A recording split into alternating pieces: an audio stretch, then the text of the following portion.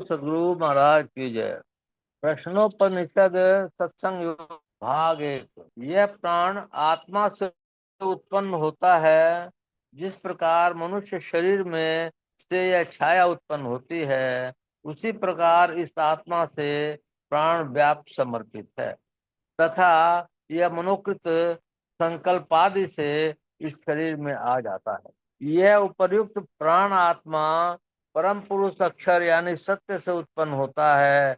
किस प्रकार उत्पन्न होता है, इसमें दृष्टांत होते हैं। जिस प्रकार लोक से सिर तथा हाथ पांव वाले पुरुष रूप निर्मित के रहते हुए ही उसमें होने वाले छाया उत्पन्न होते हैं, उसी प्रकार इस ब्रह्म यानी सत्य पुरुष में यह छाया स्थानीय मिथ्या तत्व व्याप्त समर्पित है।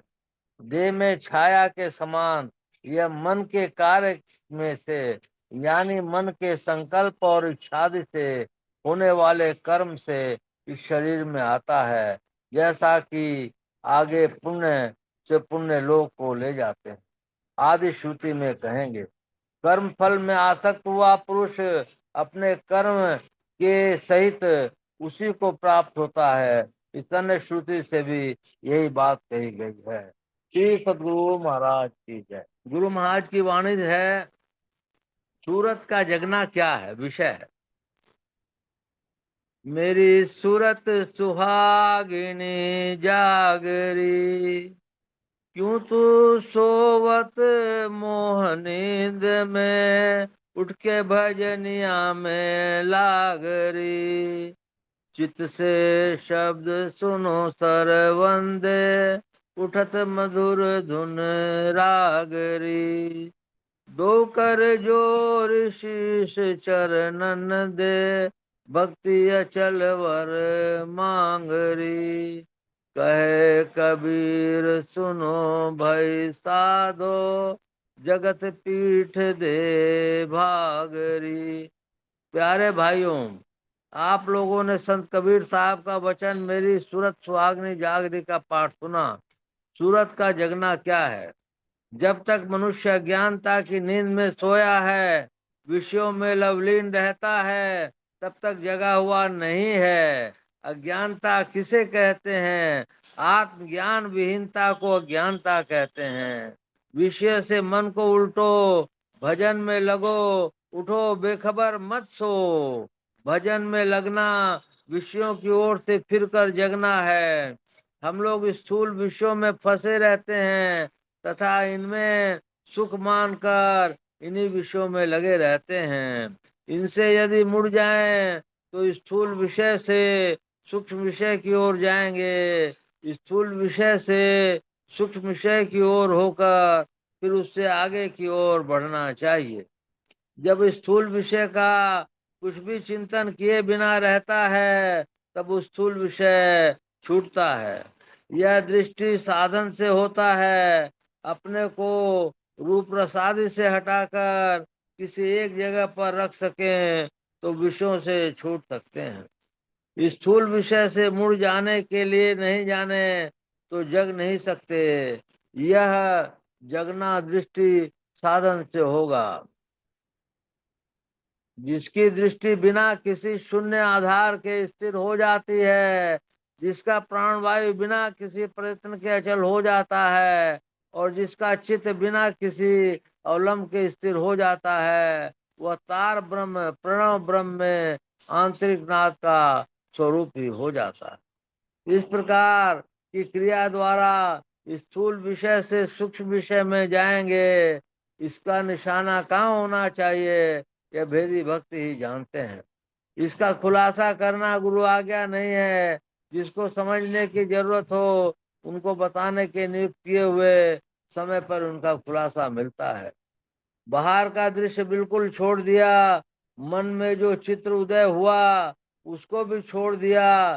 फैली निगाह से नहीं देखा, सिमटी निगाह से देखना। दृष्टि का ऐसा सिमटाव हो कि कुछ भी फैलाव न रहे। जहाँ फैलाव का स्थान नहीं रहे, ऐसे स्थान पर दृष्टि को रखें। सिमटी निगाह से देखकर दृष्टि साधन है। इस साधन से स्थूल दृश्य से तथा स्थूल विषय से मुड़िएगा, यही पहला जागना होगा। यही काम करते रहना भजन करना है। स्थूल से मुड़कर सूक्ष्म में प्रवेश करें, यही भजन में लगना है। भजन कोई किसी को देता नहीं है, भजन करने की युक्ति बता दे सकता है। भजन कैसे दिया जाएगा, यह तो करने से होगा। जो कोई घोर निद्रा में सोया हुआ है, उसे पुकारा जाता है उठाने के लिए। पुकार से नहीं उठने पर शरीर को पकड़कर हिलाते हैं। शब्द कहकर जगाना सूक्ष्म है, देह पकड़कर हिलाना स्थूल है। मानस जप और मानस ध्यान स्थूल साधन है।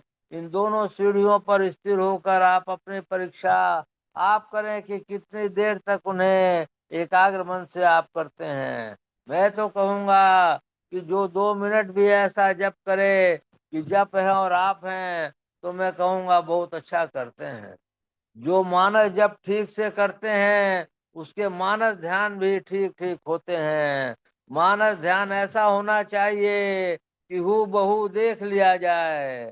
परम श्रद्धेय बाबा देवी साहब ने एक दिन मुझसे पूछने की कृपा की, क्या तुम मानस ध्यान के रूप हूबहू निकाल लेते हो? मैंने कहा जी नहीं, धुंधला दिखाई देता है। इस बात पर बाबा साहब ने कहा, मैंने मानस ध्यान किया और हूबहू निकाल लिया है। तो इस प्रकार दोनों सीढ़ियों पर मजबूत होने पर विशेष युक्ति द्वारा विशेष बिना दृश्य आधार के दृष्टि स्थिर हो जाती है, तब बिंदु का उदय होता है।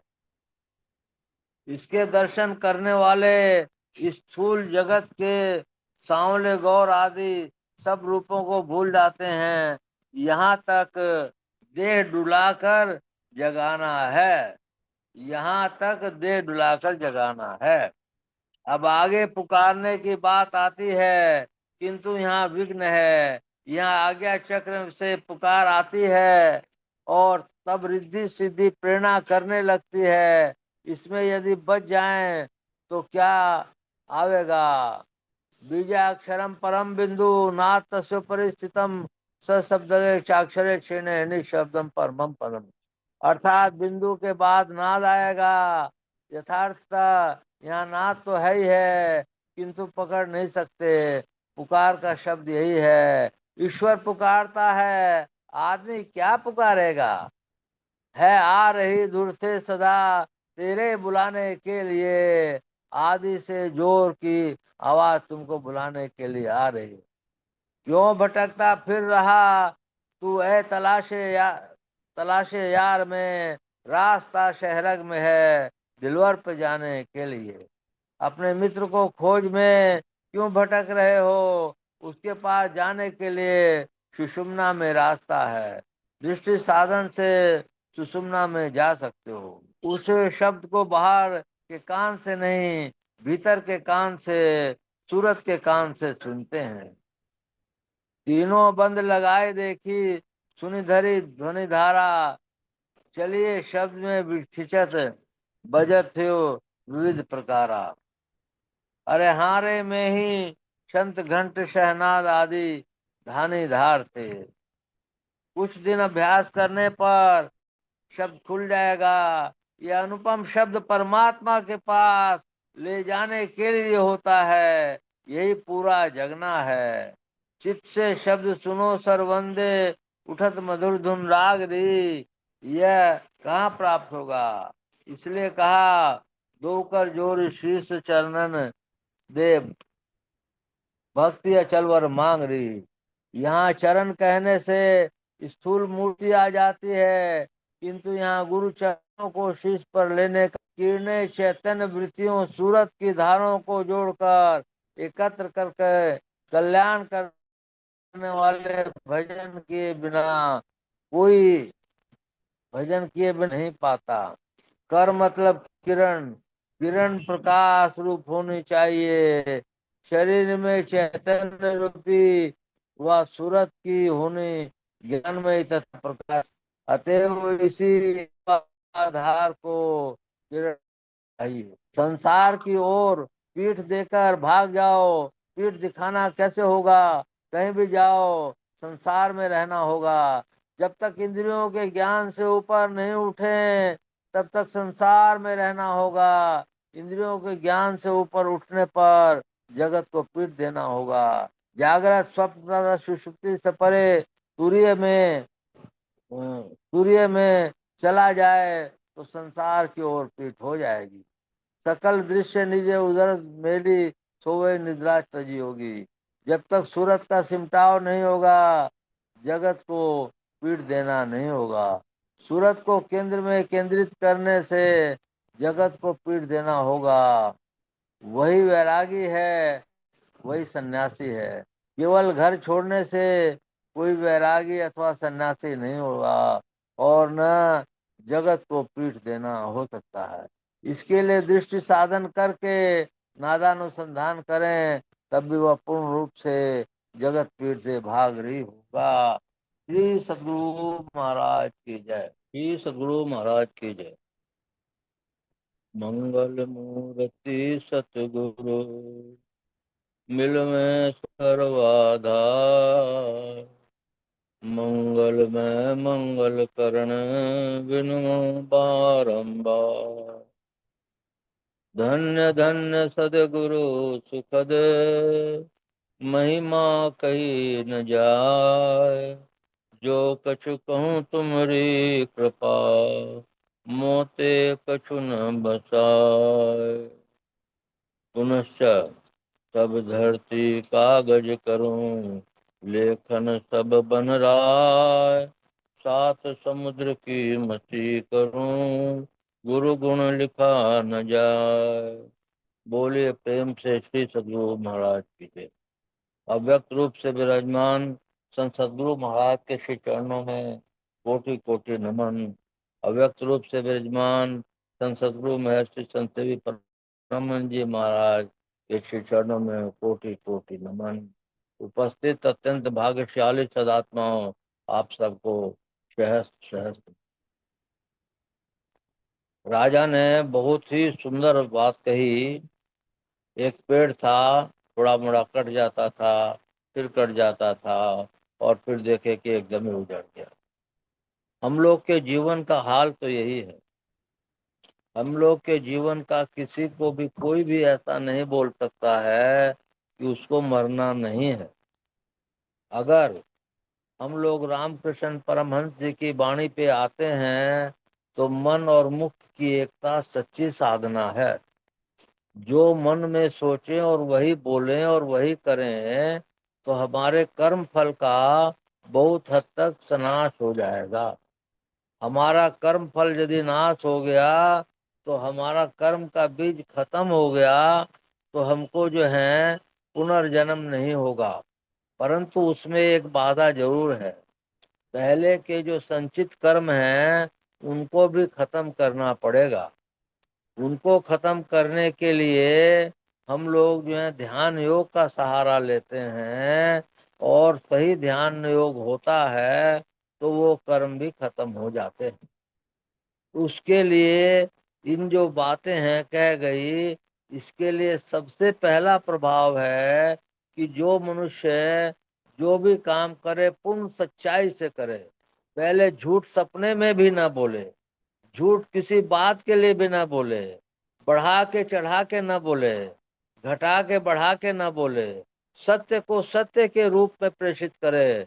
सत्य ही बोलना बहुत बड़े से मने पापों को नष्ट कर लेगा।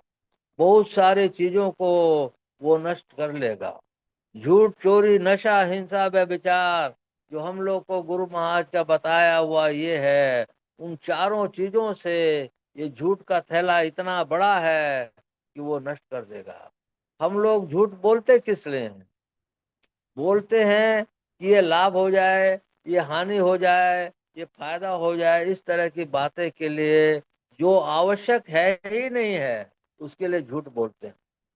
तो ये जो अनावश्यक झूठ बोलना है ये तो कोई भी हटा सकता है। अब व्यापार में आवश्यकता पड़ती है झूठ बोलने की तो वो भी हटा सकता है। मैं आप लोग के सामने एक एग्जाम्पल हूँ। मैं अपने व्यापार में भी लगभग झूठ नहीं बोलता हूँ, लेकिन जो कर्म में आगे बढ़ना चाहिए वो भी नहीं बढ़ पाया हूँ। उस कर्म के बढ़ने के लिए क्या है कि आपको जो है सुषुम्ना में ध्यान लगाना पड़ेगा। सुषुम्ना में ध्यान लगा कर कर करके आपको पहले प्रकाश मंडल में पहुंचना पड़ेगा। प्रकाश मंडल में आप पहुंच जाएंगे बढ़िया से, तो फिर आपको सूर्य के दर्शन होने पड़ेंगे। सूर्य के दर्शन भी हो जाएं तो कोई बहुत बड़ी बात नहीं है। हाँ, भाग्यशाली, बहुत भाग्यशाली जरूर हैं, लेकिन मोक्ष से अभी बहुत दूर हैं।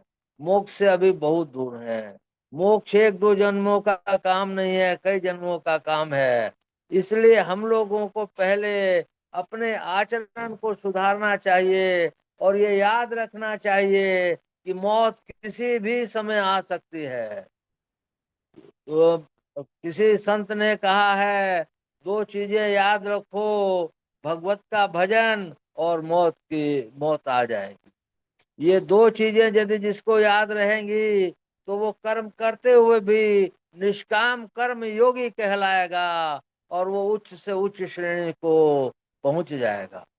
लेकिन यदि जो है कितना ही साधु हो और तनिक से किसी एक बात में भी झूठ बोलता है, तो उसने कितने कर्म संचित कर लिए हैं वो आप विचारें। इसलिए सत्य की बड़ी भारी महत्ता है। सत्य के लिए वो एक हुए अभी तक राजा हरिश्चंद्र, जो सत्य को बोले थे। हम लोग उस तरह के सत्य को यदि पहुंच जाएंगे तो हम लोग जो है कोई भी चीज बाकी नहीं रह जाएगी। अब हम लोग आते हैं अपने गुरु महाराज के सिखाए हुए चीजों पर, जिसमें कि हम लोग को स्थूल भक्ति, सूक्ष्म भक्ति, सूक्ष्मतर भक्ति और सूक्ष्मतम भक्ति, ये चारों भक्ति के भेद बढ़िया से जान के और समझने चाहिए। और रामकृष्ण परमहंस जी की वाणी, घर में मने नौकरानी की तरह रहना चाहिए। जैसे ये शरीर दिया है, ये धन दिया है, ये दौलत दिया है, ये ज्ञान दिया है, तो उस परम प्रभु सर्वेश्वर की कृपा मानो, सब परम प्रभु गुरु महाराज की कृपा मानो। ये सब कुछ उसका दिया है, इसलिए आप उसके गुलाम हो, उसके नौकर हो। कुछ आपको दे दिया, आप उससे अपना जीवन निर्वाह करो। एक व्यक्ति फोर्ड कंपनी का मालिक स्वामी विवेकानंद के पास गया। विवेकानंद ने उनको बैठने के लिए नहीं कहा, तो 5 10 20 मिनट के लिए वो खड़ा रहा। फिर विवेकानंद जी से बोला कि मैं ऐसा ऐसा इस कंपनी का मालिक हूँ। बोला बैठ जाओ नीचे, बैठने के लिए कह दिया। उसके बाद विवेकानंद जी ने कहा, एक छोटा सा मुनीम प्रभु ने कृपा की है, तुमको बना के भेजा है, तो तुम इस घमंड में क्यों रहता है? अपना मुनीम का फर्ज निभाओ। ये पैसा तुम्हारा नहीं है, सर्वेश्वर ने तुम पर कृपा की है। इसलिए हम सारे जीवों पर मनुष्य दे दे करके सबसे पहले कृपा की है। नहीं मनुष्य जैसे कौनो देही, जीव चराचर जावचत जेही। मनुष्य के समान कोई भी शरीर नहीं है। हम लोग को दिन रात परम प्रभु सर्वेश्वर पर उनका कृपा शुगार होना चाहिए। जिसके बाद मोह सकल व्याधिन कर म्यूला, तिनते कहीं उपजे बहु सूला। मोह किस चीज का? आप दोनों चीजों को एक पलड़े पे रखिए, आप बीमार हो जाइए, बुरी तरह बीमार, आपको उस समय मोह भाग जाएगा। आपको ये ऐसी स्थिति आ रही है कि हमको आज मरना ही है, मरना ही है, तो आपके सारे कर्म भाग जाएंगे। हमारे हम बहुत सी बातों को कह नहीं सकते हैं, लेकिन बहुत से लोगों से सुना है, उनको जानकारी है कि वो जो है मोह जो है मतलब मरना है उसको। हम सब लोग को भी मरना है, एक दिन मरना ही मरना है। इसलिए हम लोगों को सबसे जरूरी क्या है? ध्यान, भजन और सत्संग। सबसे जरूरी क्या है? किसी को भी सपने में भी दुख न देना। किसी को भी जरूरी क्या है? अगर बुरा से बुरा आदमी है तो उसका भी भला कर देना। सबसे जरूरी क्या है? झूठ, चोरी, नशा, हिंसा, व्यभिचार, पांचों पापों को तज देना। सबसे जरूरी क्या है कि कम से कम हम इस जन्म में इतना सुनिश्चित कर लें कि नहीं तो कम से कम मनुष्य शरीर तो हमको मिले। मनुष्य शरीर के लिए भी आपको प्रकाश मंडल में जाना पड़ेगा। यदि साधक को ये है, और मरते समय जैसे जैसे जिसकी भावना रहती है वैसे वैसे उसकी प्राप्ति होती है। भगवान श्री कृष्ण से अर्जुन ने पूछा, हे प्रभु, यदि कोई भक्ति तो करता है लेकिन कर नहीं पाया, पूर्णता को प्राप्त नहीं हुआ, तो उसका क्या गति होगी? भगवान ने उत्तर दिया कि देखो, पहले वो अपने किए हुए शुभ कर्मों को असीम स्वर्ग सुख भोगेगा, फिर किसी श्रीमान के घर जन्म लेगा, और फिर उसको पहले से जो किए हुए कर्म है उसके कारण वो स्वतः ही मने भक्ति में चलता चला जाएगा। इस तरह की बातें हैं हम लोग को, इस तरह के गुरु मिले हुए हैं हम लोग को। तो कोई कहीं पहुंचे हैं, कोई कहीं पहुंचे हैं, मैं उसको नहीं जानता हूँ, लेकिन इतना जरूर जानता हूँ कि सब लोग जो हैं दोनों समय स्तुति प्रार्थना लगभग सभी लोग मेरे को छोड़कर सब लोग करते हैं। जो गुरु महाराज ने एक और उपाधि दी है कि जो दोनों समय मन से स्तुति प्रार्थना करेगा वह भी मनुष्य शरीर पाएगा। इसलिए मनुष्य शरीर की उपादेयता पहली सीढ़ी है, योगी कुल में जन्म लेना ये दूसरी सीढ़ी है, और इसके बाद अगर कोई मोक्ष को प्राप्त कर जाए या केवल शरीर में पहुंच जाए तो ये तीसरी सीढ़ी है, और मोक्ष को प्राप्त कर जाए तो ये चौथी सीढ़ी है। हम लोगों को स्थूल भक्ति, सूक्ष्म भक्ति, सूक्ष्मतर भक्ति, सूक्ष्मतर भक्ति के बारे में बताया था अभी। तो मानस जाप और मानस ध्यान स्थूल भक्ति के अंतर्गत आते हैं। दृष्टि साधन की क्रिया सूक्ष्म भक्ति के अंतर्गत आती है। विभिन्न प्रकार के नादों की साधना सूक्ष्मतर भक्ति के अंदर आती है, और सार शब्द की साधना सूक्ष्मतम भक्ति के अंदर आती है। इसमें सोपान है, सीढ़ियां हैं। जब तक आप जाप नहीं करेंगे तो मानस ध्यान आज्ञा चक्र पे हो नहीं सकता है, और जब तक ध्यान नहीं करेंगे, आज्ञा चक्र पे गुरु मूर्ति को नहीं ले आएंगे, तब तक दृष्टि साधन हो नहीं सकती है। और दृष्टि साधन होने के बाद दिव्य दृष्टि आपकी हुए बिना आपको अंतर्नाद सुन नहीं सकता है, और अंतर्नाद सुने बिना अनाहत नाद आपको सुन नहीं सकता है। इसलिए क्रम क्रम से सीढ़ियां चढ़नी पड़ेंगी, लेकिन हम लोग सीढ़ियां उस रूप से चढ़ पाते हैं या नहीं पाते हैं, आप लोग अपने में विचार करें।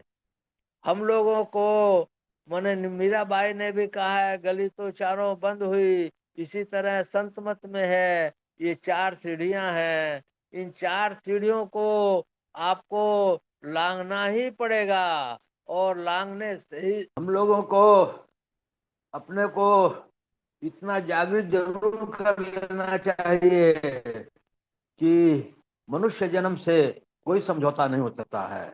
इतना भी यदि नहीं किया तो हम लोग सत्संगी कहलाने के योग्य नहीं। इसलिए पहली सीढ़ी जो मनुष्य जन्म हमको हर एक हालत में प्राप्त हो, ऐसा जरूर कर लेना चाहिए। मनुष्य जन्म प्राप्त होने का फायदा क्या होगा कि इस जन्म में हम लोगों ने जो भक्ति की है वो प्रेरणा देगी, और आगे हम लोग भक्ति में लग जाएंगे, और इस तरह से 2 4 5 जन्मों में, 10 20 जन्मों में, 50 100 जन्मों में, 200 500 जन्मों में हम लोग सर्वेश्वर को प्राप्त कर लेंगे। हम लोग को इतना धैर्य रखना चाहिए, और आज्ञा चक्र पे जिस किसी से बनता हो अपने को टिका करके रखने का प्रयत्न करना चाहिए। डेली 2 घंटा, 3 घंटा, 4 घंटा, 5 घंटा, जिससे जितना बने उसको ध्यान करना चाहिए। खाली समय में सत्शास्त्रों का अध्ययन करना चाहिए, और संगत जो है जो भी है सत्संगी और अच्छे लोगों की करनी चाहिए। झूठ, चोरी, नशा, हिंसा, व्यभिचार, इन 5 पापों से बचते हुए सत्संग के तरफ ध्यान करते हुए हम लोगों को ये करना चाहिए। होना तो ये भी चाहिए कि जगत पीठ दे भाग रही। जगत पीठ दे भाग रही कैसे होगा? नदी किनारे घर जा, कर्जा कर कर खा, कर्जदार जब मांगा नाय, घुसक नदी में जाए। जब आप नदी में घुस जाते हैं तो कोई कर्म नहीं हो रहा है। कोई कर्म नहीं हो रहा है तो जगत को पीठ देना हो गया। जगत को पीठ देना हो गया तो आप जो है जाओगे कहाँ? सर्वेश्वर की तरफ जाओगे। तो यही जो है आपका जो है जगना हुआ। यही आपका जो है असली भजन हुआ। और यही स्वर्ण में बिंदु आपने देखा तो अच्छा से अच्छा आपका काम हुआ। उसको आप देखते रहिए। गुरु मूर्ति को आप जो है अगर उगा लेते हैं प्रतिदिन तो आपसे बड़ा भारी बहुत बहुत बहुत बहुत भाग्यशाली आप हैं। जिस किसी का भी ऐसा भाग्य है मैं उनको नमन करता हूँ, नमन करता हूँ, नमन करता हूँ। इसलिए गुरु महाराज को अपने आज्ञा चक्र पे उगा लीजिए तो बहुत बड़ी किस्मत हो जाएगी। क्योंकि आप जो हैं दृष्टि साधन आराम से कर पाएंगे।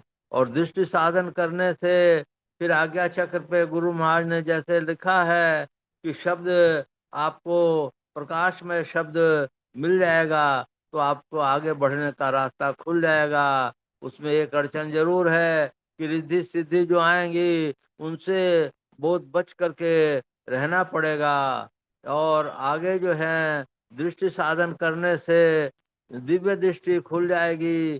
तो जो ज्यादातर लोग घमंड में अपना दिव्य दृष्टि के बारे में बोल देते हैं और उनमें 90% या 99% की दिव्य दृष्टि जाती रहती है। इसलिए अपने कोई भी रहस्य को गुरु के अलावा और किसी से नहीं खोलिए, नहीं खोलिए। नहीं तो उसका ये हो जाएगा, मतलब आप उसको संभाल नहीं पाएंगे। रास्ता तो बहुत है। बड़े गुरु महाराज जब किसी को नादानुसंधान की दीक्षा देते थे तो बोलते थे कि इस फलाने किताब में फलाने नंबर पेज पे क्या लिखा है बताओ। बता देता था तो उसको नादानुसंधान की दीक्षा मिल जाती थी। नहीं बताता था तो नहीं मिलती थी। ऐसा मेरे सुनने में आया है। इसलिए हम लोग का कर्म मंडल, मतलब जो मोक्ष को पाना है, बहुत लंबा जीवन है। बहुत अनेक जन्मों का जीवन है। किसको किस जन्म में मिल जाए भरोसा नहीं है। इसलिए सारे संसार की चीज को समझते हुए, संसार के काम को करते हुए अल्प समय में अपना ज्यादा से ज्यादा समय सत्संग ध्यान और भजन में लगाने का प्रयत्न करना चाहिए। चुगली, प्रेम, चुगली, ईर्ष्या, द्वेष, काम, क्रोध, मद, लोभ, मात्सर्य, इनको जैसे जैसे आप ध्यान में आगे बढ़ोगे ये सब छूटते जाएंगे। और जो है प्रेम आपस में करने से माने धीरे धीरे सभी चीजें बस में हो जाएंगी। जैसे गुरु महाराज के आश्रम में एक बिल्ली भी रहती थी और एक कुत्ता भी रहता था। दोनों एक दूसरे के विरोधी हैं लेकिन गुरु महाराज का सत्संग सुनने के लिए ऐसा सुनते हैं कि वो लोग बैठे रहते थे। इसलिए हम लोगों को ये करना चाहिए कि अपना मनुष्य जन्म सुनिश्चित कर लें और मोक्ष के तरफ अपने को बढ़ाने का प्रयत्न कर लें और जगत को पीठ दे भागने का प्रयत्न करें। बस इतना सेवा में कहा। श्री सद्गुरु महाराज की जय।